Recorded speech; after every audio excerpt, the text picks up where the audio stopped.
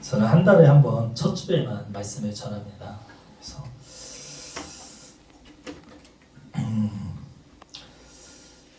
한 달에 한 번 말씀을 전하는데요. 이 한 번 말씀 전하는 것도 사실은 너무 힘들고 기능적으로도 너무 힘들고 심적으로도 굉장히 두렵고 떨립니다. 매주 말씀을 준비하는 우리 정 목사님과 또 우리 레각교회 조 목사님을 보면서 존경심을 갖게 됩니다. 왜냐하면 설교하는 건 너무 힘든 일이에요. 여러분들도 목사님들의 그 설교함에 있어서 그게 얼마나 고통스러운 일인지 지금 여러분들이 이해해 주시고 더 기도로 목사님들의 그 설교 말씀을 응원해 주셨으면 좋겠습니다. 또 제가 양복을 입는 거 처음 보시지 않아요? 사모님? 그쵸? 양복을 안 입습니다.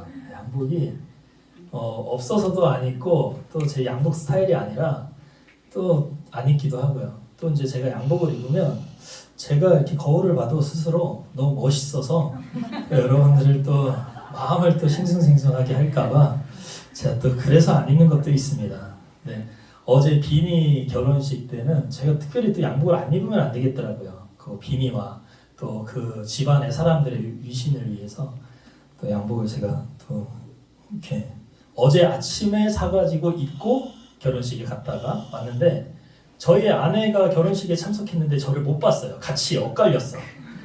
먼저 가고 이제 우리 이제 권사님 장로님 모시고 아이들과 먼저 가고 저는 또 다른 청년들을 데리고 가다 보니까 전에 도착해서 식사를 하고 식을 이제 보다가 갔고 저는 중간에 도착해서 식을 보다가 밥을 먹고 갔고 그래서 서로 쳐다보지도 못하고 이렇게 지나쳤어요. 그래서 제가 양복 입은 걸 저희 아내가 또 못 봐가지고 아내에게 오늘 또 보여주려고 이렇게 양복을 제가 입었습니다. 어제 입었던 양복을. 괜찮아? 응. 누구? 누구? 비? 그 방탄소년을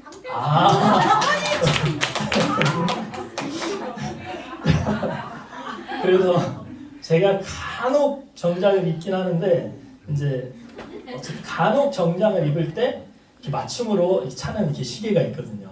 그래서 이 시계가 있어서 차서 제가 이렇게 시간을 봤는데 시계는 안 움직여요. 멈춰요. 지금 몇 분인지 제가 파악이 안 돼요. 몇 분이에요? 41분. 저희 교회는 어쨌든 청년들이 주기 때문에 시간에 민감합니다. 12시가 넘으면 안 돼요. 그래서 저희는 시간을 봐야 돼요. 하다가도 12시 59분 되면 설교를 멈춰야 됩니다. 저희는. 그런 분위기이기 때문에 시계가 중요한데 41분이면 충분할 것 같습니다. 제가 준비한 설교는 한 10분이면 끝날 것 같으니까 또 괜찮을 것 같은데 또 제가 그 하나님이 주신 재능이 있는데요. 설교를 짧게 하는 재능이 있어요. 그런데 이게 또 문제가 있는 게 성령이 충만하면 이게 10분이 1시간이 될 수가 있어요. 그래서 시계가 저희는 중요합니다. 59분에 딱 멈추는 시계가 필요합니다. 어쨌거나 말씀 가운데 또 하나님의 은혜를 사모하시는 저와 여러분 되시기를 소원합니다. 말씀의 제목은요. 하나님께서 우리를 지으신 이유, 하나님이 사람을 창조하신 이유, 이 이유를 우리가 정확히 알았으면 좋겠다라는 아주 기초적인 말씀을 오늘 준비했습니다. 말씀은요. 창세기 1장 27절, 28절인데 우리 한번 같이 읽어볼까요? 시작! 하나님이 자기 형상 곧 하나님의 형상대로 사람을 창조하시되 남자와 여자를 창조하시고 하나님이 그들에게 복을 주시며 하나님이 그들에게 이르시되 생육하고 번성하여 땅에 충만하라 땅을 정복하라 바다의 물고기와 하늘의 새와 땅에 움직이는 모든 생물을 다스리라 하시니라. 아멘. 하나님은 이 본문의 말씀처럼 세상을 창조하시고 마지막 날에 사람을 창조하십니다. 우리 인류를 창조하신 거죠. 그리고 사람에게 명령하시기를 정복하고 다스리라 라고 이렇게 말씀하십니다. 먼저 하나님이 사람을 창조하실 때 하나님의 형상대로 지으셨다라고 오늘 말씀하고 계십니다.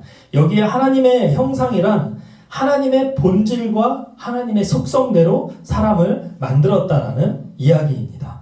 그래서 하나님의 본질과 속성을 그대로 인간에게 적용하셔서 우리를 만드셨다라는 거예요. 그래서 우리 안에 하나님의 속성과 하나님의 본질이 들어있다는 거예요. 그럼 하나님의 속성과 하나님의 본질이 무엇인가를 우리가 알아야 되잖아요. 그렇죠? 우리 인간에게는 선함이 있고 또 악함이 있어요. 이 악함이 우리 안에 있거든요. 근데 원래 본질, 원래 하나님의 본질이 무엇인지 우리가 제대로 알아서 하나님의 본질이 우리의 삶 속에 적용되기를 소망합니다. 근데 우리가 하나님의 본질을 어떻게 알 수 있냐면요. 우리 고린도후서 4장 4절에 보면 그리스도는 하나님의 형상이다라고 이렇게 적혀 있어요. 그러니까 다시 말하면 우리가 하나님은 구체적으로 볼 수가 없잖아요. 우리는 누구를 보면 되냐면 예수님을 보면 돼요. 예수님은 구체적으로 우리 말씀 가운데 적혀 있잖아요. 그리고 인간의 몸을 입고 우리와 똑같은 인간의 몸을 입고 이 땅에 오셨기 때문에 우리가 예수님의 속성을 알면 누구의 속성을 아는 거다? 하나님의 속성을 아는 거다. 그래서 우리가 예수님을 한번 볼 텐데요. 예수님은 하나님의 샘플이에요. 그래서 예수님의 전 생애를 통해서 하나님의 속성과 본질을 예수님이 드러내신 거예요. 그래서 예수님의 전 생애를 우리가 한번 훑어보는데 사실 예수님의 전 생애는요 간단합니다. 복잡하지 않아요. 말씀도요 사실 굉장히 간단합니다. 복잡하지 않아요. 이 말씀은요 66권은 하나님을 예수님을 드러내기 위해서 쓰여진 책이거든요. 근데 그 말씀에 가장 핵심이 있어요. 그게 바로 오늘 우리가 배우는 예수님의 본질입니다. 그 본질을 우리가 배웠으면 좋겠습니다. 그래서 그 본질, 예수님의 그 본질을 우리도 똑같이 하나님이 우리에게 적용시켰다는 겁니다. 그렇다면은 우리 인간을 예수님처럼 그 만드신 그 이유를 한번 볼 텐데요. 그 예수님처럼 우리를 인간을 만드신 이유는 하나님의 형상이 예수님이기 때문에 우리 또한 예수님처럼 만드셨다라는 거죠. 우리를 통해 그분의 형상과 모양이 드러나는 것. 우리를 통해서 예수님의 형상과 예수님의 모양. 다시 말해서 하나님의 형상과 하나님의 모양이 우리를 통해서 드러내는 것. 이것을 뭐라고 부르냐면 영광이라고 부릅니다. 글로리라는 단어가 바로 그런 단어예요. 우리를 통해서 하나님의 어떠하심이 이 세상 가운데 보여지는 것. 소연이를 통해서 하나님의 어떠하심이 이 땅 가운데 보여지는 것. 그게 영광입니다. 그래서 저와 여러분들은 하나님의 영광을 위해서 사셔야 돼요. 나를 통해서 하나님의 어떠하심이 보여주시는 그런 저와 여러분 되시기를 소망합니다. 하나님의 영광이 드러나는 그 삶, 그 삶이 바로 하나님이 우리를 지으신 이유라는 거예요. 더불어서 오늘 말씀 가운데 생육하고 번성하여 땅에 충만하라, 땅을 다스리라라고 말씀하십니다. 하나님이 창조하신 만물을 정복하고 다스리는 것이 인간의 의무라는 거예요. 그런데 성경에서 말하는 정복과 다스림은 세상에서 말하는 정복과 다스림과는 조금 다릅니다. 세상에서의 정복과 다스림은 싸워서 뭐예요? 쟁취예요. 쟁취. 그게 더 큰 거는 뭐라고요? 전쟁. 그렇죠? 세상에서 말하는 정복과 다스림은 힘의 원리와 연결되어 있어요. 힘의 원리. 그런데 성경에서 말하는 정복은 힘의 원리가 아닙니다. 바로 예수님과 연결되어 있습니다. 예수님을 통해서 정복과 다스림의 그 진정한 뜻을 우리는 이해할 수 있다는 겁니다. 그렇다면 예수님은 어떻게 이 세상을 정복하셨는지, 어떻게 다스렸는지 그것을 우리가 기억해 봤으면 좋겠습니다. 예수님은 우리에게 전부를 희생하셨습니다. 예수님은 우리에게 전부를 주셨습니다. 피 한 방울과 물 한 방울까지 다 우리에게 희생하시고 우리에게 내어주셨습니다. 이처럼 예수님은 모든 것을 바쳐 우리를 사랑하셨습니다. 우리는 이런 예수님을 섬기는 겁니다. 그리고 이런 예수님은 지금도 우리를 다스리고 계십니다. 즉 예수님은 자신의 전부를 드린 희생으로 우리를 정복하셨고 당신의 모든 것을 바친 사랑으로 우리를 여전히 다스리고 계십니다. 이처럼 하나님께서는 예수님처럼 만들어진 우리에게 예수님과 같은 희생과 사랑으로 세상을 정복하고 다스리기를 바란다라는 말씀입니다. 이것이 바로 성경에서 말하는 정복과 다스림의 뜻입니다. 여러분은 세상을 정복하고 계십니까? 세상을 다스리고 계십니까? 아까 우리 사모님들이 드린 찬양을 보면은요, 내 주를 가까이 더욱 가까이 내 주를 가까이 함이 내겐 복이라 이런 찬양이거든요. 우리에게 복은요, 주님과 가까이 하는 것, 주님과 함께 하는 게 복이에요. 근데 이 모든 어떤 단어나 이런 것들이 성경과 세상과 가치가 조금 달라요. 세상에서 말하는 복은요, 부와 명예와 성공이에요. 근데 성경에서 말하는 복은요, 하나님과 함께 하는 거. 전혀 다른 복의 원리예요. 근데 우리가 복이라고 하면 세상의 복을 끌어가지고 와서 교회에서 가르치고 배우기도 하고, 잘못된 복으로 가득 차서 우리 성도들이 예수님과 좀 다른 삶을 사는 그런 문제가 일어나고 있어요. 마찬가지 오늘 예수님의 본질을 우리가 배우면서 하나님께서 우리에게 정복하고 다스리라라고 말씀하신 그 말씀도 우리가 세상의 어떤 그런 원리로 적용을 해서, 힘의 원리로 적용을 해서, 우리 중세시대 때는 어떻게 했어요? 교회들이 힘을 가지고 기득권을 가지고 막 그 힘이 없는 나라를 들어가서 빼앗고 탈취하고 그렇게 정복하고 그 사람들을 노예로 삼아서 다스렸던 그런 기독교의 정말 안 좋은 역사가 우리 안에 있습니다. 그런데 성경에서 말하는 정복과 다스림은 그런 힘의 원리의 정복과 다스림이 아니다라는 것을 우리가 확실히 기억했으면 좋겠어요. 성경은요, 아까 제가 너무 단순하다고 했는데요, 성경은 예수님이에요. 결국은 예수님을 보여주려고 성경이 그 두꺼운 책이 기록된 거예요. 그래서 우리는 잘 모르면 예수님만 보면 돼요. 예수님이 어떻게 사셨는지, 예수님이 어떻게 말씀하셨는지, 예수님이 어떻게 행동하셨는지만 보면 돼요. 그러면 모든 어려운 게 다 풀리는 거예요. 갈피를 못 잡겠어. 뭐가 진리인지 모르겠어. 어떤 때는요, 교회에서 잘못 가르쳐서요, 진리를 우리가 조금 흐릿하게 아리송다리송 할 때가 있어요. 그럴 때는요, 그냥 예수님만 보시면 돼요. 여러분들이 어떤 선택의 길이 있습니다. 어떤 걸 선택해야 될까? 여러분들은요, 예수님이라면 어떻게 선택했을까를 생각하면 돼요. 예수님은요, 어떤 선택이 있으면요, 남들이 안 가는 선택을 합니다. 남들이 안 하는 것을 합니다. 소외된 사람들을 찾아가고요, 누구도 바라보지 않는 곳을 바라봅니다. 제가 어제 양복을 이제 맞추러 갔는데 시간이 없어서 혼자 갔어요. 보통 저는 혼자 잘 안 가요. 왜냐면 제가 패션 감각이 없거든요. 그런데 저는 제 눈에 세일을 딱 장착시킵니다. 세일의 눈을 제 눈에 딱 장착시켜서 세일하면 어떤 옷을 추천할까? 그래서 이제 몇 개를 제가 혼자 봐요. 세일하면 요걸 추천하겠다. 그래서 그거를 이거 줘보세요. 딱 입으니까 괜찮아. 그 다음 지금 마이가 없는데 이거 뭐죠? 겉에 있는 거?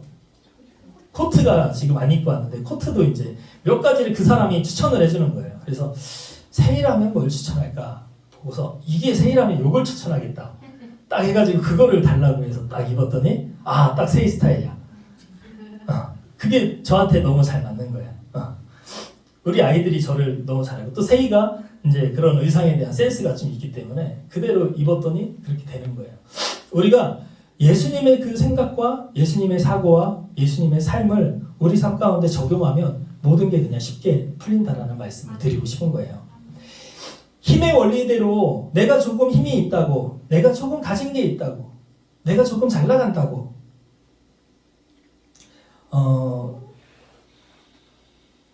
나보다 어떤 부족해 보이는 사람들을 무시하고 내 의견을 주장하고 내 의견만이 관찰되기를 바라는 그런 어떤 신앙의 삶이, 생활의 삶이 혹시 내가 아닌지 바라봤으면 좋겠어요.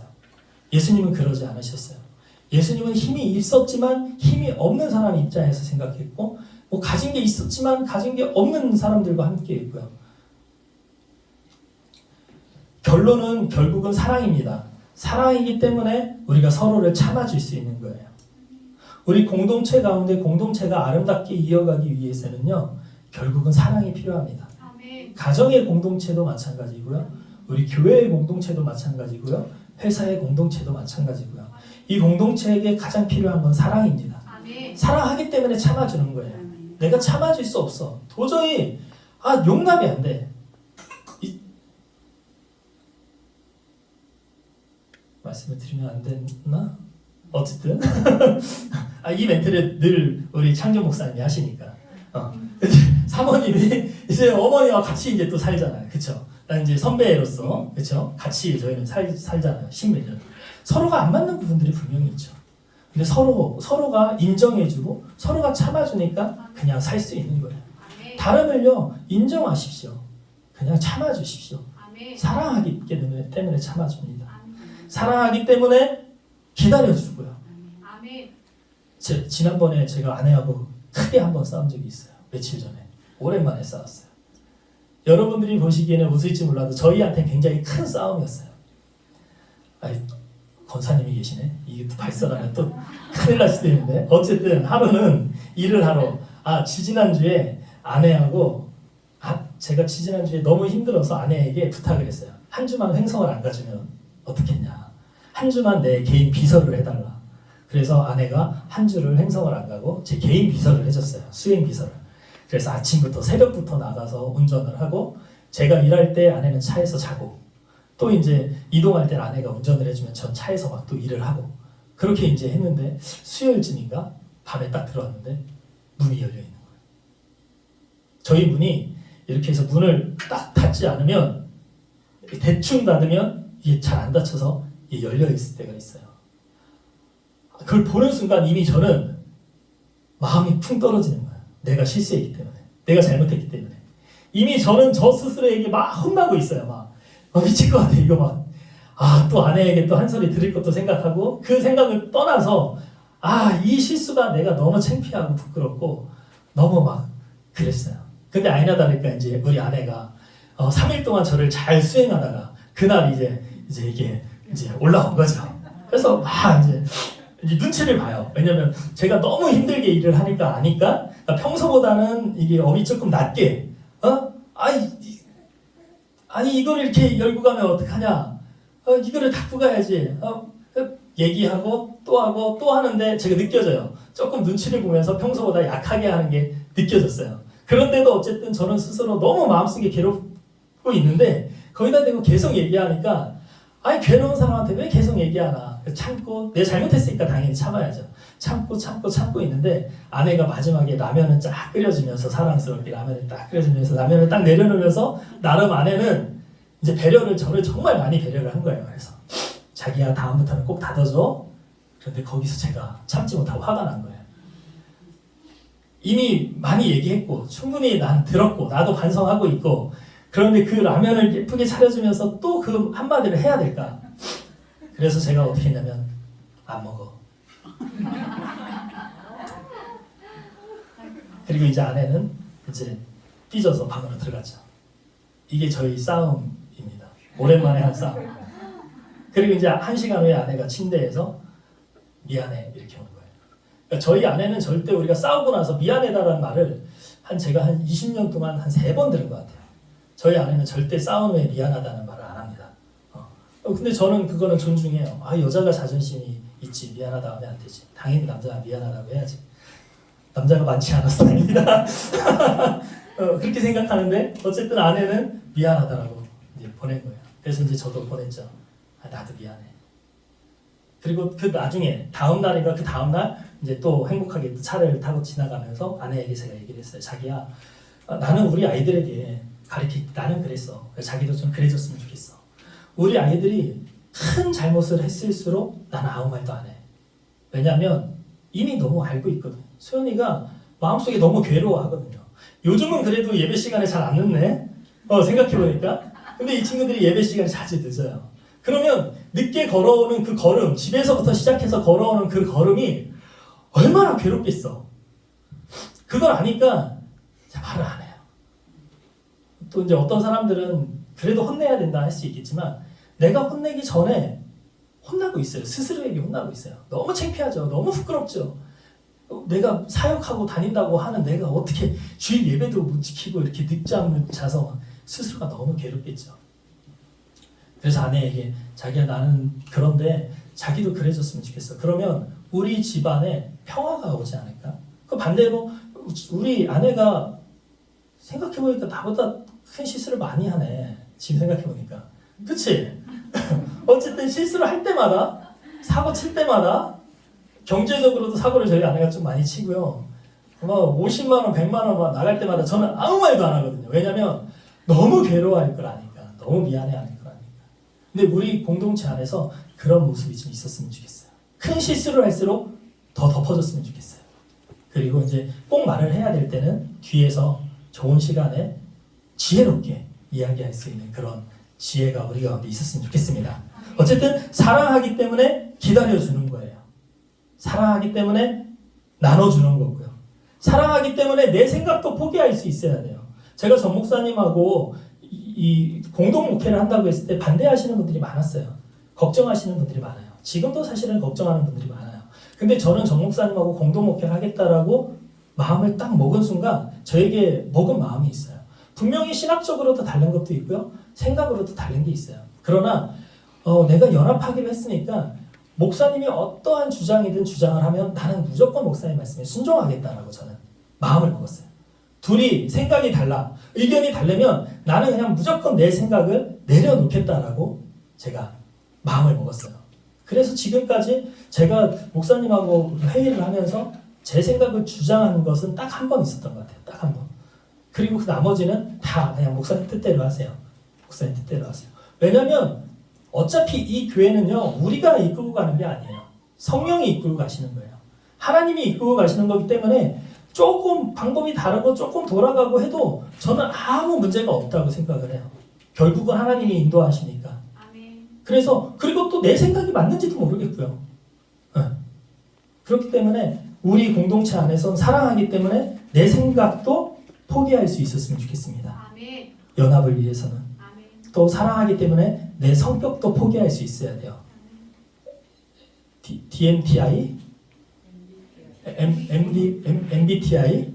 네, MBTI를 통해서 좋은 우리 세영이하고 같이 어제 결혼식 가면서 그 얘기를 했는데요.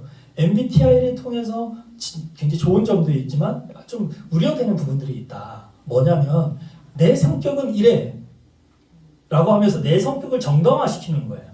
원래 MBTI의 본래의 목적은 그게 아니었을 거예요. 우리가 내 성격을 체크를 해서 이 성격 중에 내가 사람들에게 이렇게 같이 비벼지는데 어려움이 있는 것들을 개선하고 고치고 그래서 서로가 맞춰갈 수 있게끔 MBTI를 하는 건데 마치 내 성격은 이러니까 다들 나에게 맞춰 라는 어떤 느낌의 그런 문화도 살짝 형성되고 있지 않는가 라는 그런 걱정스러운 얘기를 어제 세영이하고 했는데요. 우리 안에 내 성격이 이래도요, 교회 안에서는 내 성격이 사라져야 돼요. 결국은 예수님이 우리에게 가르쳐 주신 거는 십자가를 통해서 우리를 다 십자가에 못 박으라는 거지. 내 자아를 다 십자가에 내려놓으라는 거예요.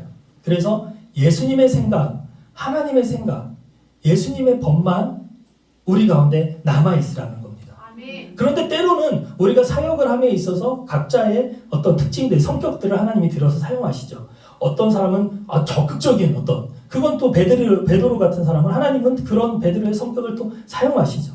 어떤 주체적으로 내가 주체가 돼서 일을 할 때 나의 어떤 장점, 강한 점들은 내가 사역에 사용을 하지만 연합을 할 때는 다르다라는 거예요. 나는 강하지만 또 때로는 나는 말을 잘 못하지만 나는 소심하지만 연합을 위해서는 내가 말을 할 수 있어야 돼요. 연합을 위해서는 내가 말이 많지만 말을 하지 않을 수도 있어야 돼요. 지난번에 그 다연패를 통해서 그 새로운 밴드를 결성했는데요. 우리 이제 프라이드 친구들하고 비니하고 같이 이제 이렇게 결성을 했는데 저는 전혀 생각해보지 못했는데 그분들 입장에서는 또 그런 거예요. 프라이드 밴드가 뭔가 좀 대단해 보이니까 이 친구들이 인사를 먼저 안 하고 막 따뜻하게 안 오니까 그분들 입장에서는 되게 이렇게 좀 차갑다. 이렇게 또 생각을 할 수가 있겠더라고. 그래서 우리가 연합을 할 때는요. 내 성격은 조금 제가 그랬어요. 그래서 아닙니다. 그 친구들이 너무나 따뜻한 친구들이고 굉장히 사랑이 많은 친구들인데 굉장히 소심하고 그리고 자기네들이 부족하다고 생각하기 때문에 우리 여기 선생님들이 다 너무 대단해 보여서 말을 못 겁니다. 라고 이제 제가 이렇게 오해를 풀어드렸죠. 그러니까 우리가 연합을 할 때는 내가 말이 없는 것도 내가 때로는 내가 푼수 같지만 말을 좀 많이 해주고 내가 말이 좀 많거나 강한 사람들은 연합을 위해서도 한 번 정도는 참아주는 그런 지혜가 우리 가운데 있었으면 좋겠습니다. 아멘. 그래서 결국 사랑 때문에 내 성격도 포기하고 사랑 때문에 나의 어떤 내가 쓴 글인데 내가 못 알아보겠네. 이게 무슨 뜻인지 모르겠네. 네. 어쨌든 사랑 때문에 나의 그 모든 이런 깊이들을 다 포기해서 서로가 서로에게 맞추는 그런 저희들이 됐으면 좋겠습니다. 아멘. 저와 여러분들은 예수님처럼 살기를 소망합니다. 아멘. 결국 예수님이 하나님의 본질이기 때문에 예수님을 따라가시고 아까 말씀드린 것처럼 말씀은 복잡하지 않아요. 하나만 기억하시면 됩니다. 예수님처럼 전부를 희생시킨 사랑을 본받아서요. 여러분들도 전부를 희생하십시오. 나를 위해서, 내 가족을 위해서가 아니라 내 교회를 위해서 이것도 아닙니다. 너를 위해서, 남을 위해서, 다른 교회를 위해서. 우리 교회는요, 우리 교회를 위해서 존재하는 교회가 아니에요. 다른 교회들을 위해서 존재하는 교회고요. 아멘. 그런 사역자들이 우리 교회에서 힘을 얻어서 사역을 할 수 있도록 지원하고 이렇게 우리가 중보할 수 있는 교회예요. 아멘. 그래서 남을 위해서 전부를 희생할 수 있는 불특정 다수를 위해서 내 모든 것을 희생할 수 있는 그게 바로 예수님의 사랑입니다. 아멘. 전부를 희생하는 것. 내용은 쉬워요. 그렇죠? 너무 쉽습니다. 성경이요. 내용은 너무 쉬워요. 결국 우리가 예수님을 본받는 건데 그런데 삶은 쉽지 않아요. 그래서 이 삶은요. 성령이 우리와 함께 하셔야 됩니다. 하나님이 우리와 함께 하셔야 됩니다. 아멘. 하나님께서 우리를 창조하신 목표가 여기에 있다는 것. 100% 희생. 여기에 있다는 것을 저와 여러분들이 꼭 기억하시고 매일매일 십자가에 내 자아를 못 박아서 내 안에 내가 죽고 예수님만 사시는 저와 여러분 되기를 간절히 소원합니다. 아멘. 할렐루야. 기도합시다. 사랑의 하나님, 이처럼 쉬운 내용을 하나님 우리가 우리의 삶에 적용하지 못함을 그 부족함을 연약함을 용서하여 주시옵소서.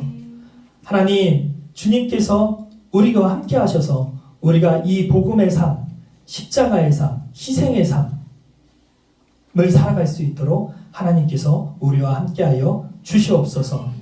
예수님의 이름으로 기도드립니다. 아멘.